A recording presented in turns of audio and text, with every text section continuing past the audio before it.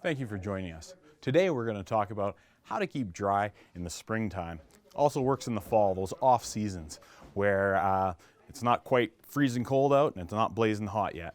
So we're going to start at the base layers. So base layers, my highest recommendation for base layer is merino wool. Merino wool is one of the best base layers you can use because of its characteristics. One, it wicks sweat away from the body, stopping you from becoming clammy and cold. The next thing it does is it breathes incredibly well if it's not covered. So if you're just leaving it open, the air can cut right through it and it'll breathe incredibly well. Whereas if you cover it, it'll act like an insulator layer and keep you warm. So it can keep you warm or cold depending on what you do with it. I use several different layers of merino wool depending on how cold it is. This one right here you can see is a 200 weight. So that's just the thickness of the merino wool. You can get them anywhere from about 150 weight up to 320, 360, something like that. And 360 is going to be a very, very heavy weight merino wool. The best thing about merino wool, or the thing that I like, is how quickly it transports moisture away from you. So one thing to take into consideration is how much exertion you're going to be doing in the activity. If you're doing a lot of exertion, you're going to get wet from the inside if you put a shell on or a waterproof layer on. Whereas if you're kind of keeping your heart rate down, it's a mellow activity, you can definitely put a shell on to kind of seal in that heat and keep yourself warm. But the neat thing about the merino wool is you can layer to the temperature, and even in a light drizzle, if I'm working hard, I'm just going to leave it uncovered because I will get wetter from the inside than I will from the outside as long as I'm exerting myself. We've talked about kind of the layer that goes next to your skin and the insulation layer. I like merino for both. A couple neat facts about merino wool. One is merino wool has a natural antimicrobial, antibacterial. And what that is the ability for the garment not to pick up odor. So I don't know if you've ever taken a Polypro shirt off, thrown it in the wash, and as you've thrown it, you've smelt it. It's horrible. Whereas merino wool does not pick up that odor. It actually fights against it. The other thing I like about merino wool is if you're close to fire, or electricians like it as well, but the basic deal with merino wool is it doesn't light on fire the way polypropylene does. Polypropylene's plastic, and a spark lands on it and you've got a hole that big. If a spark lands on wool, yes, it can still burn it, but it's not going to make a big hole. So lots of little reasons why I like merino wool. I also like the fit and the feel of it. It feels fantastic. And I like the renewable factor on it. It's from sheep. It's from merino sheep. So they shear the sheep. The sheep are taken very well care of. And we're using a product that's renewable versus polypros are made out of plastics. All right, so next up we're going to talk about the layer that goes over top of your base layer and your insulating layers. Those are going to be your shell options. So whether it be your jacket or your pants, this is another layer of merino wool. So that's a thicker layer. I was talking about the in around a 260, 360. That's your heavier weight. I like one of my layers to have a hood on it. It's kind of like a toque that's attached to your back. So if it does get really cold and nasty, you can just pull that up and it'll keep you warm. As most of you will probably know, that you lose most of your heat through the top of your head. If you are starting to cool down and get cold, you cover that head up, whether it be a toque or whether it be a hoodie. That will make a huge difference. And it's important what you cover it with. Wool, even when it's wet, stays warm. Cotton does not. So cotton, when it's wet, it's best to get it off your body because it'll cool you. Whereas wool can still insulate while it's wet.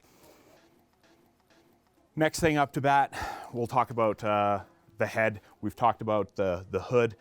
You can also, if you don't like a hoodie type, you can get lightweight toques. So they're just really lightweight. They're designed to wick sweat off you again, exactly like what we've talked about in the base layers, but for your head. Super important piece of equipment in the backcountry. Okay, now we're gonna get to shells. Here we go. So you can get into shell pants. Something like this is going to be highly breathable, but not waterproof. It's also got the ability to zip off the bottoms. Again, trying not to overheat. Overheating is the fastest way to make yourself cold. I find more people get cold from overheating and then sweating and then getting cool from the sweat than actually the weather outside. So with something like this, it's highly breathable. It's made out of a stretch fabric, a four-way stretch fabric, so it's really comfortable on. It's also not made out of nylon, it's made out of soft shell, so that when you're walking, it's not noisy. So this is my preferred style of pant for hiking and getting out in the bush. If it is absolutely a downpour and you must be out there, well, there is waterproof stuff. You're gonna hear it's a little bit more crinkly in terms of you walking through the forest. It's gonna seal in a lot more heat, but don't forget, it's also gonna seal in like the sweat and everything that you're putting off if you're doing high exertion. The exact same rules follow with a hard shell. We talked about kind of like merino wool on the outside. You can cover it up with a hard shell. This is a waterproof hard shell jacket. So this has the ability to repel water totally and completely. They use a material called Pertex to do that. And basically with this, it will seal heat in, but like I said, it'll also seal that sweat in if you're working hard. You can get into soft shell jackets. So soft shell jackets are my kind of favorite to go with because they breathe a little bit more. They're not complete, or most of them, I should say, aren't completely waterproof, but they're waterproof enough or they're water resistant, yet they'll breathe a lot faster than a hard shell. Okay, let's not forget about the hands and the feet. So when you're out hiking, I can't stress enough to have a good quality sock. And what you're looking for is you're looking for a blend of different materials. For example, this sock, and if you look on most socks, they'll tell you what they have in them. This sock happens to be one of my favorite blends, 26% new wool, 18% merino wool, 38% nylon. The nylon is there for strength. 17% Endurofil, that is a warmth, it'll create warmth, and then 1% Lycra, that'll create a good fit. So you've got a lot of wool in this and then some other insulators built into the sock. I find because socks are a high rub area, you're really hard on them, going with a 100% merino wool blend, or 100% merino wool, I find that they break down a little bit too fast, whereas most companies will blend merino wool into synthetics to make it last well. And with those socks, obviously it's doing the exact same thing on your feet that it's doing on your body. It's wicking that sweat off your body, keeping you warm and dry, keeping your feet warm and dry. And again, thickness is up to you. I'm a personal believer in fairly thin socks so that you don't have to over tighten your boots to get the good fit. Because I find that even if you wear a super thick sock and you over tighten your boots, you're going to lose circulation and have cold feet. Hands, last piece of the puzzle here. So just like this gear, there's all sorts of winter jackets and summer really light stuff. There's also like in the middle of the seasons gloves. So gloves that are great for spring and fall, something that will breathe well, will allow great movement still of the hand, but will stop that bite of the cold. So you can get all sorts of different thicknesses of gloves, and if you go to your local sports shop, I'm sure that they can hook you up with a set of gloves for any occasion that you might be out doing. The last thing I'm going to go over is gaiters. So we talked about when it's raining out or when it's wet out or when it's muddy out. Gaiters are a great thing to help keep your feet dry, and they're great if you don't want to wear a full waterproof pant. Not much rain falls on your legs, it mostly falls on your shoulders, so it's important to have a waterproof jacket in a big downpour, but you can actually get away with a water resistant pant like that lighter soft shell pant that we were talking about.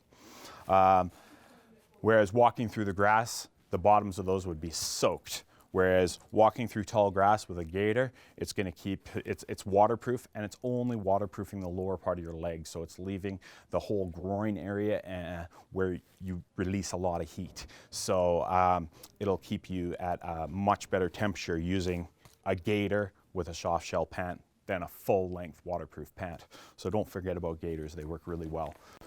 They also work great for keeping mud out of your boots, thistles and burrs and all sorts of stuff like that. Some people hike in them all the time just to keep all that out of the top of the boot. Because they're not very hot, they're not very heavy, they add another dimension to being comfortable out in the backcountry. I hope you've picked up a few tidbits that you can use and will make you more warm and comfortable in the backcountry. I'm Mike Stephen, and this has been Gear Up.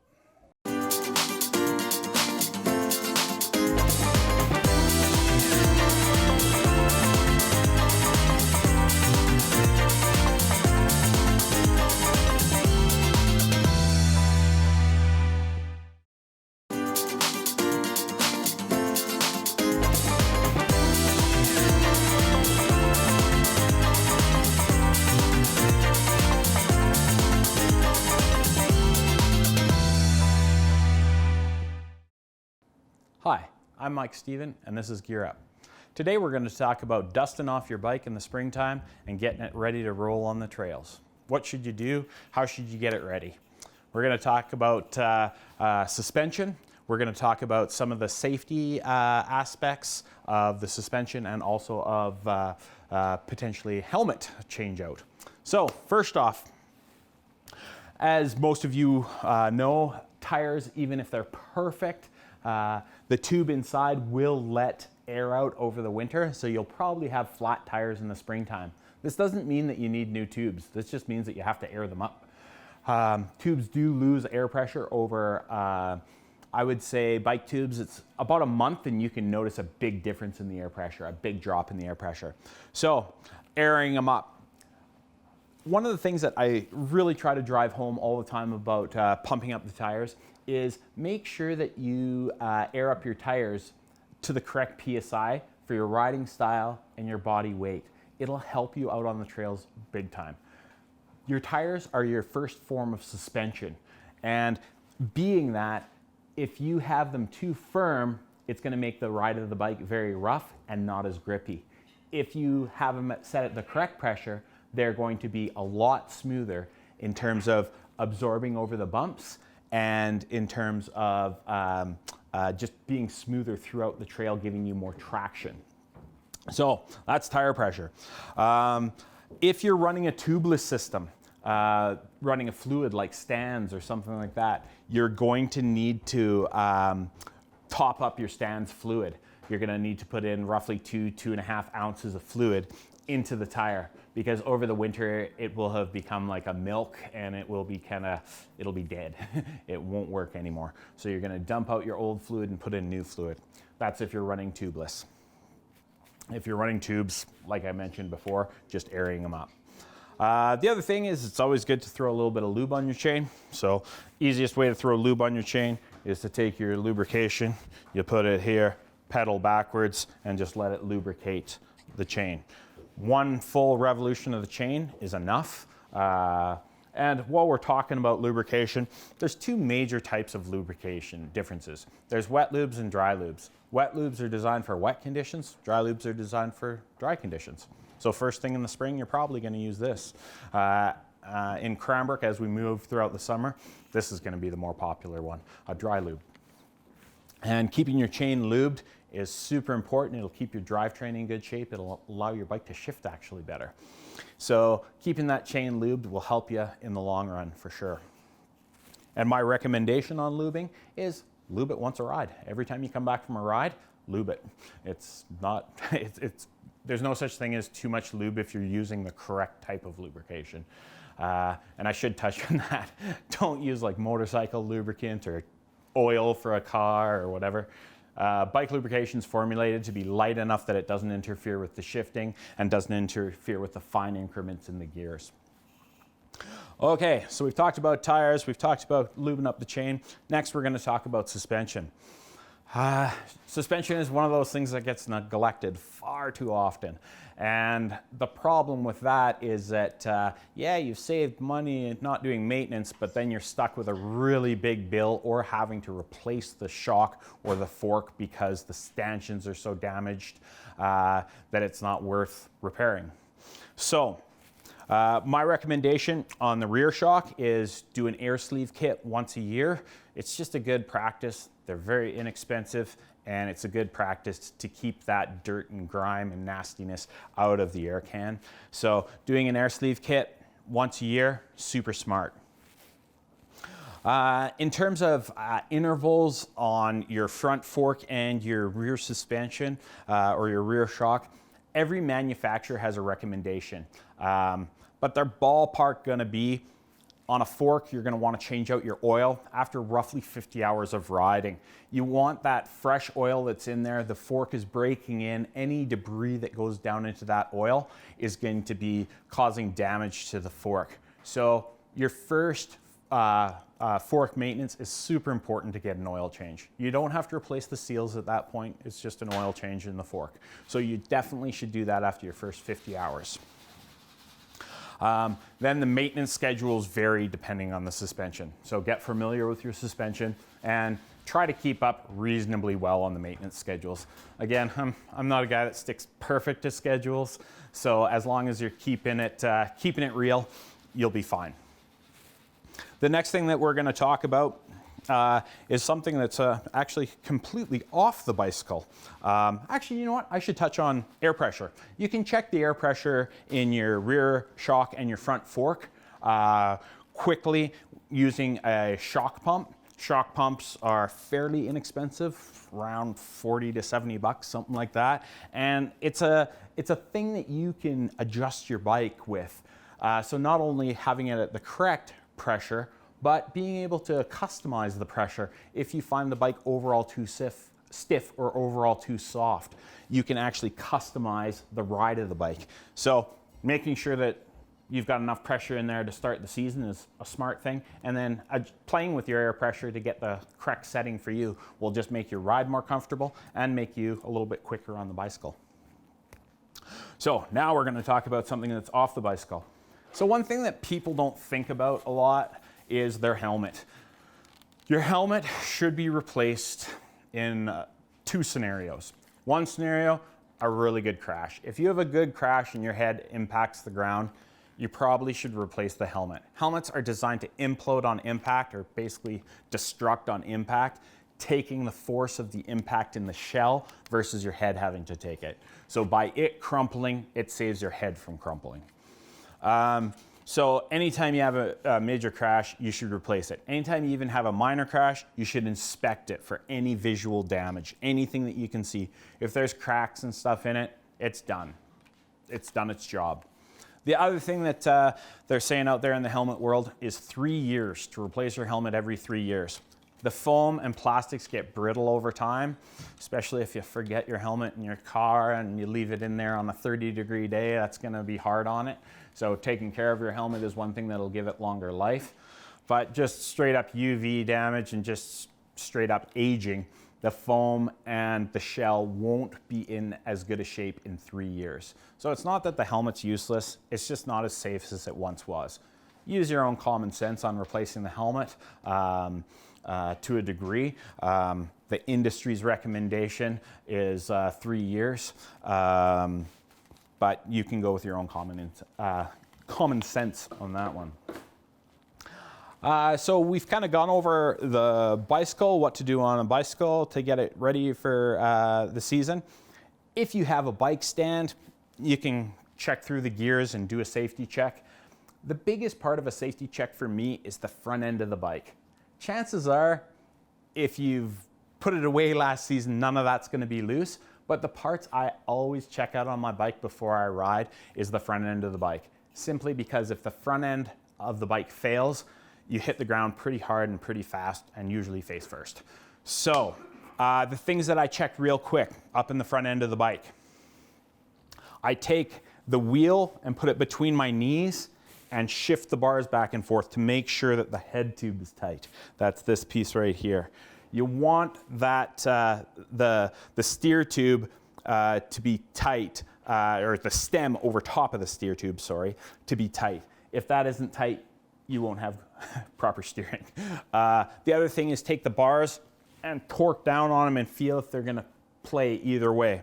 The other thing is take the front wheel, slide it back and forth. A little bit of flex is completely normal, but a knocking, if you're moving quickly back and forth, a knocking is a sign that your axle's loose or something's loose up in your hub area.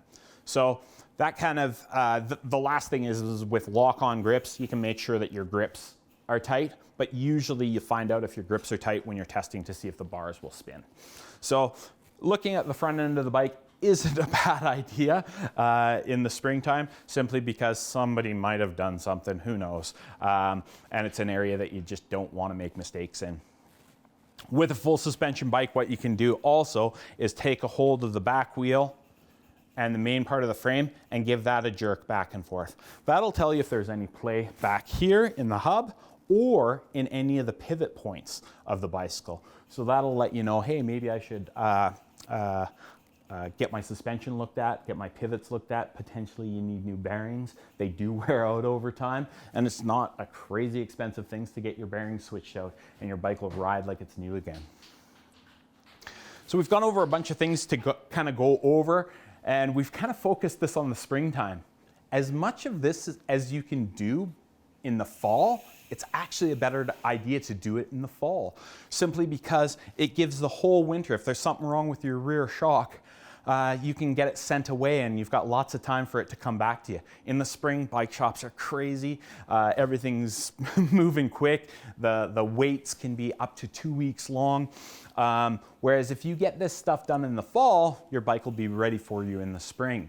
So I really do recommend front fork, rear shock, and dropper post, all that maintenance to be done in the fall. Gives the technicians here, if it's a more basic job to do, or if we have to send it away to Fox or RockShox or one of the other companies to work on it, it gives the technicians more time to work on it, and you don't have downtime, so that you can be riding your bike first thing in the spring with everything rocking and rolling. I hope this helps out, and I hope that you'll learn something here. If you have any questions, pop into your local bike shop. I'm sure they'll be happy to answer them. Thanks for watching.